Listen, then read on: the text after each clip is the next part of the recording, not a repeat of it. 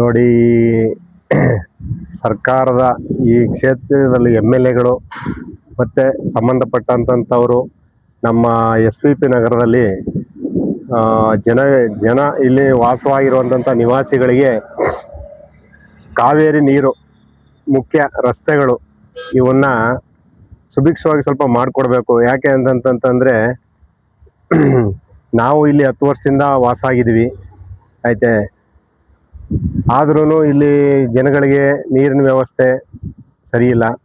ದಯವಿಟ್ಟು ಮುಂದೆ ಇದನ್ನು ಕಾರ್ಯರೂಪಕ್ಕೆ ತಂದು ಇವರು ನಮ್ಮ ಲೋಹಿತ್ ಅವರು ಮತ್ತು ನಮ್ಮ ರೇವಪ್ಪ ಅವರು ಎಲ್ಲ ಅವರ ಅಧ್ಯಕ್ಷತೆಯನ್ನು ನಿಂತ್ಕೊಂಡು ಮಾಡ್ತಾ ಇದ್ದಾರೆ. ಇದಕ್ಕೆ ಬೇಕಾದಂಥ ಮುಂದಿನ ಒಂದು ಇದರಲ್ಲಿ ಮಾಡಿಕೊಡ್ಬೇಕು. ನಿಮ್ಮ ಈ ಕ್ಷೇತ್ರ ಈ ಸಂಬಂಧಪಟ್ಟಂಥ MLAಗಳಾದರೂ ಮಾಡಿಕೊಡ್ಬೇಕು ಅಂತೇಳಿ ಈ ಮೂಲಕ ಕೇಳ್ಕೊಳ್ತಾ ಇದ್ದೀನಿ.